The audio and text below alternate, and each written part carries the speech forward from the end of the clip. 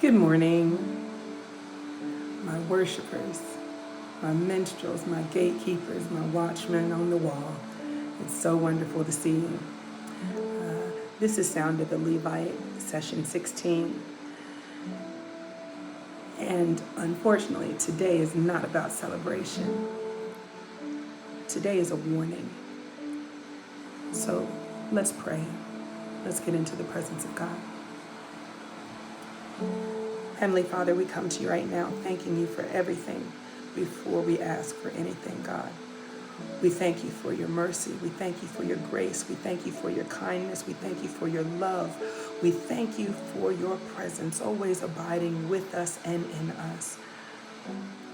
God, I ask that you bring clarity, that you bring peace to the chaotic mind,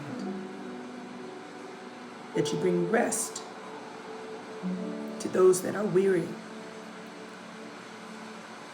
Lord, let us close a chapter and turn a page and move on. Let us walk into victory in this study today. Reveal yourself. In Jesus' name we pray. Amen. Today isn't just about one particular truth. One. Self-denial and self-exhortation cannot live in the same vessel. You either carry the weight of glory or the illusion of it. You will either lead people of God or you will slowly teach them to look at you. So we need to define the divide. And we're going to be clear and concise. We're going to use this word. So let's start with spiritual definition of self-denial, right? Self-denial,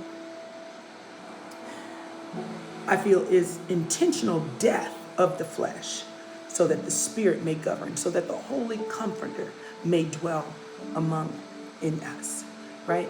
It is not insecurity. It's not silence. It's not hiding your gift. It's placing your gift on the altar without needing recognition from it, right? Luke 9:23 says, if anyone wants to follow after me, what does it say? Let him deny himself, take up his cross daily, and follow me. The word right there, daily. Not just on Sunday, not just when you're holding a mic or playing your instrument, not when you're just leading worship. Daily. Daily, you need to remind yourself, it's not about me. It's about my Father in heaven. I need to repent and hold fast to my covenant.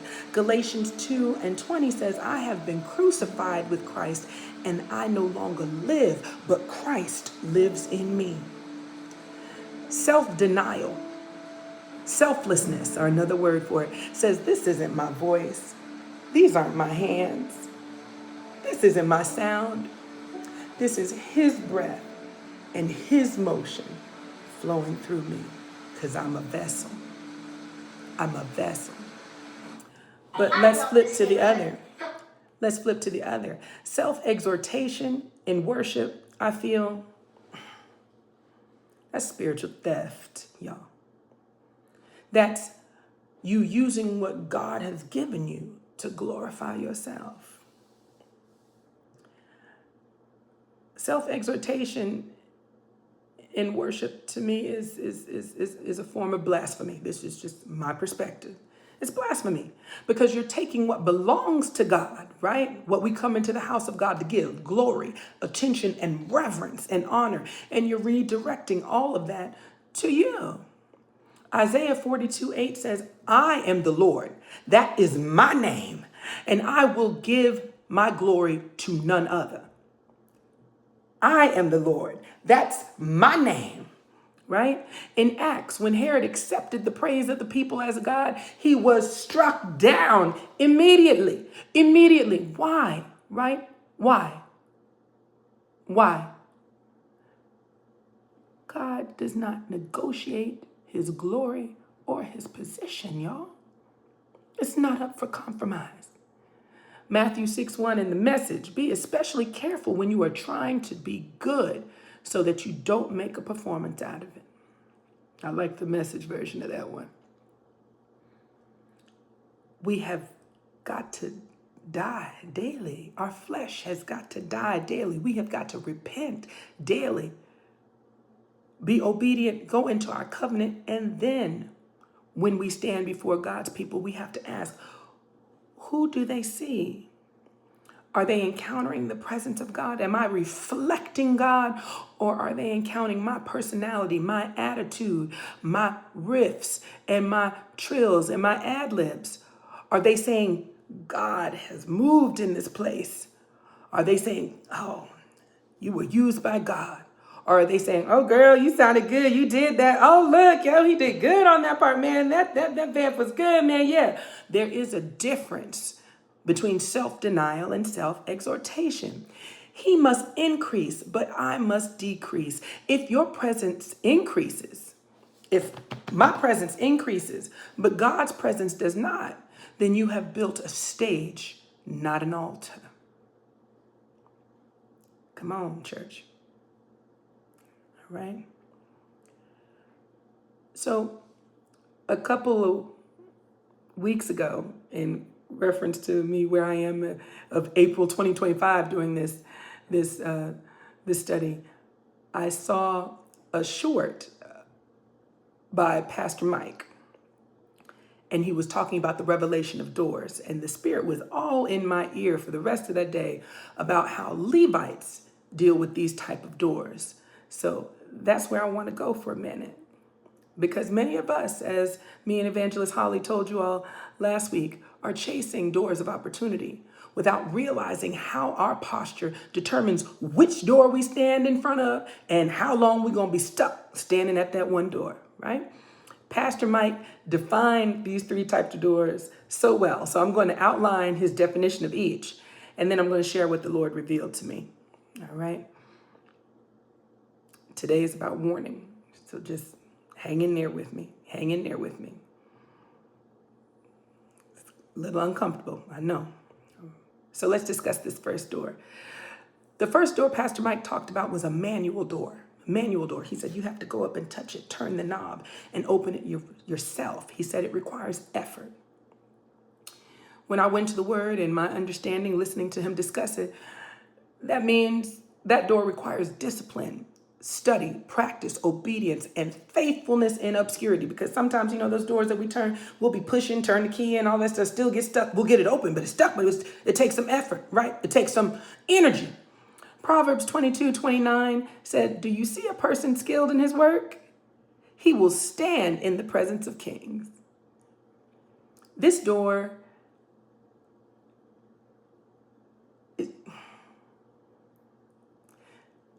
it's personal because I've stood at a manual door for quite some time. But the door is about preparation, right? So here's the danger. If you're operating in self-exhortation, you can open this door, but you will not have what you need to sustain it. Did you hear what I said?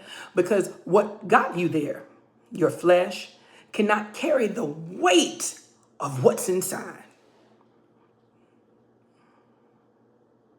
Matthew 7:22-23, Lord, Lord, didn't we? And he will say, I never knew you. You opened the door, but you were never authorized to remain.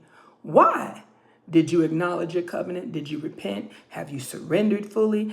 Like I said in part 1, we cannot represent God publicly as carriers of his presence if we have not surrendered to him fully in private.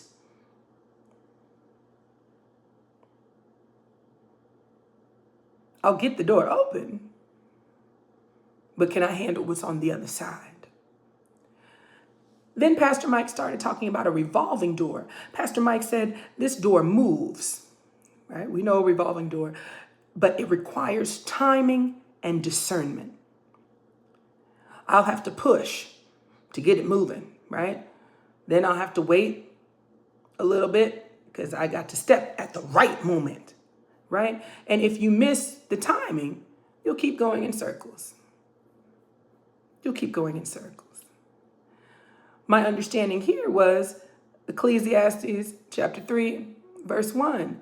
There is an occasion for everything. There's a timing for everything. This is where many worship leaders live. Facts. We are gifted.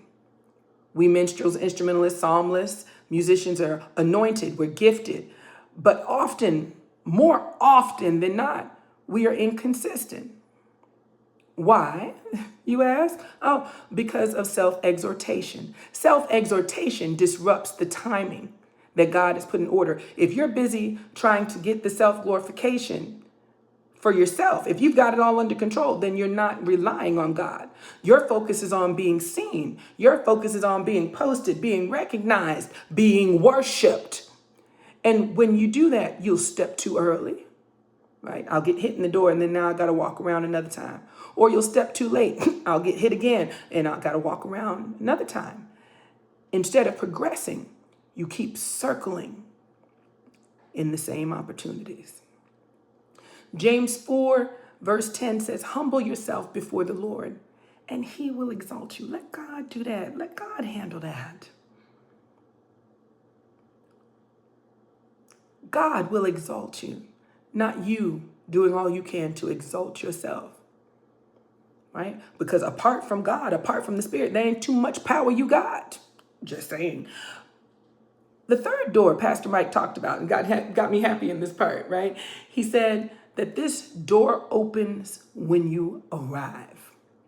The automatic door, right? Y'all see it walking into Walmart, Target? He said there's no pushing, there's no striving, there's no forcing. It responds to presence. So my understanding there was, it took me right to Revelations 3:8. I have placed before you a door that no one can close. But hear me clearly, automatic doors are not for self-exalting Levites. You cannot be in self-exhortation and think that God will even bring you to automatic door, right? Because automatic door is for those who have surrendered and are in full covenant and are obedient. They are consecrated people, right? This door is not responding to your talent. This door is not responding to the gift God has placed in you. It's responding to your divine alignment and obedience. I'm just hearing my sis Julie's favorite verse right now, right? She said, seek ye first the kingdom of God and all his righteousness, and these things will be added unto you, right? An automatic door. I don't have to chase the opportunity. That door is just going to show up and it's going to open up when it sees the presence of God on me. You don't have to chase opportunity. Opportunity recognizes the God in you, right? It recognizes the God on you, right? Think about it when we go to Walmart and Target. We don't touch anything. The sensor senses our aura, senses our presence, and boom, it opens, right? So how does self-exhortation affect you and your door? Let's just be real, right? Self-exhortation will get us seen quickly. It will move us prematurely. Sometimes it will place us in rooms that our spirit is not ready for. And that was, my accountability. Hi, Reverend Julie. Yeah, hi, Evangelist Julie. Yeah, the one who would pull me out of there, right?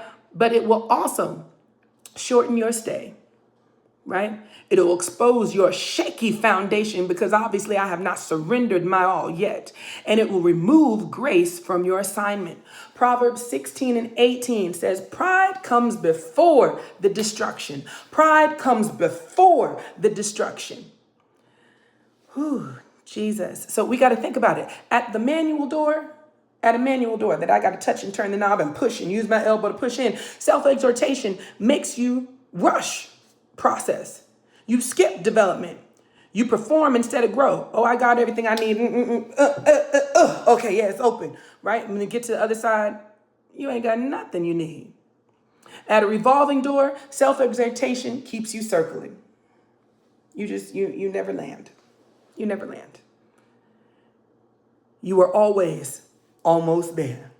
You are always almost there. I just keep circling. Right? But at the automatic door, self-exhortation, self-glorification will disqualify you, baby. It ain't even going to appear for you, because God will not open doors for someone who plans to take his glory for themselves.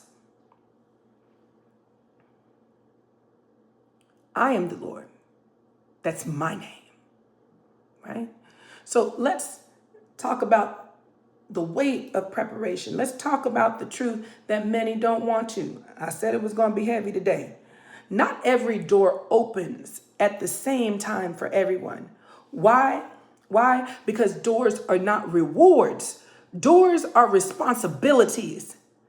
They are your assignments. They are a part of your calling and covenant with whatever gift God has given you. A door is a responsibility. 1 Peter 5:6 says that we must humble ourselves so that he may exalt you. He will exalt you at the proper time, which means while I'm waiting for the change of door, when I'm waiting for the level up, there's still study, sacrifice, hidden seasons, pruning seasons, things that have to be removed from me so I can be bigger and better in the Lord and in the Spirit. Correction, accountability, all of these things that have to take place.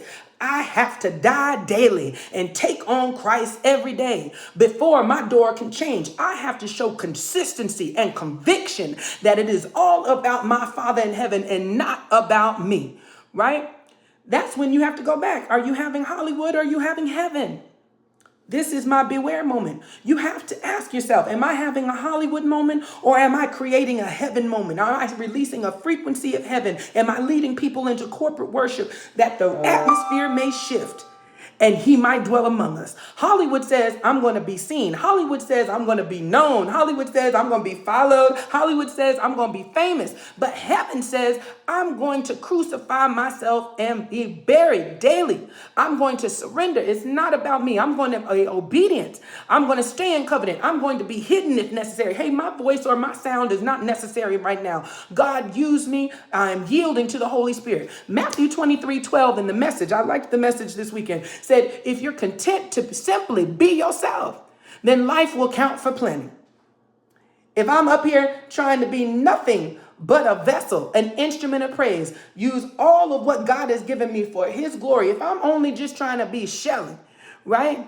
The Shelley that's got problems, the Shelley that has been brought through many trials and seen God turn it into triumphs. If I can do that, then it's going to be good.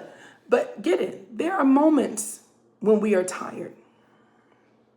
There are moments when we feel overlooked. There are moments when we as Levites feel we deserve more in these moments, right? And when this happened, that's when the spirit of envy, that's when the spirit of self-glorification starts whispering. Oh, post it, prove it. Oh, you can do that better than her. Oh, yeah, you can play that ending a little bit better. Yeah, make them see you. Yeah, go ahead, get that. The spirit says, stay on the altar.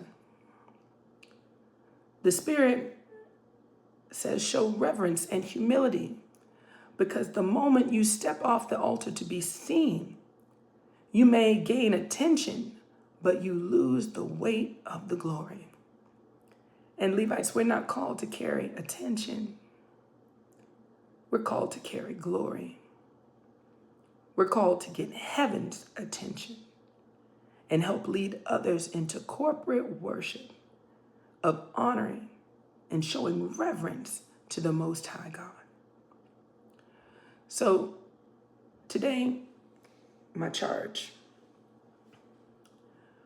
we need to choose self-denial over self-promotion. We need to choose covenant over contract. We need to choose altar over stage. We need to choose glory over applause. Not to us, Lord, not to us, but to your name do we give the glory. That's what Psalm 115 says, right? Not to us. So when you stand before the people of God, Levites, make sure they leave saying, God was in this place.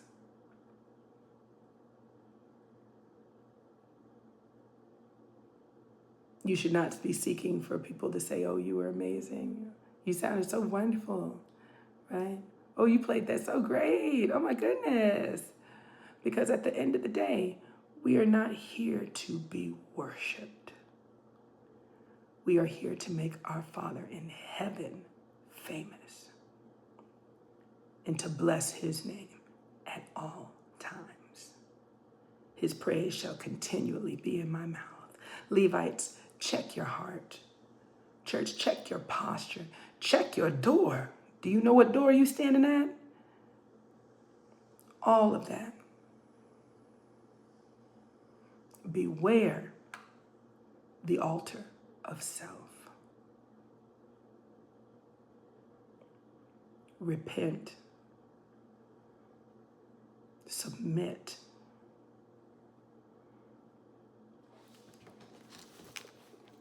Get in the Word. Have a little talk with Jesus. Improve your covenant and intimacy, a relationship with the Heavenly Father, and he will add all the rest of it. It will all come to you. But it's all in God's timing. It's not about us. It's about Jesus. I hope this blessed y'all today. I really hope it blessed y'all today. It's a common subject discussed among many Levites privately. Let's put it that way. It's a common subject spoke about often among Levites privately. But I decided we needed to lay it out on the table because it should not be secret if we are not doing what we are called to do in humility and in reverence and in covenant and in obedience, right? God is not getting the glory, but somebody else is.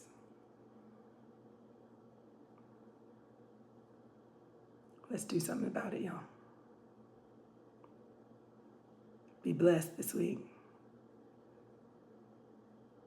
Shake something off daily.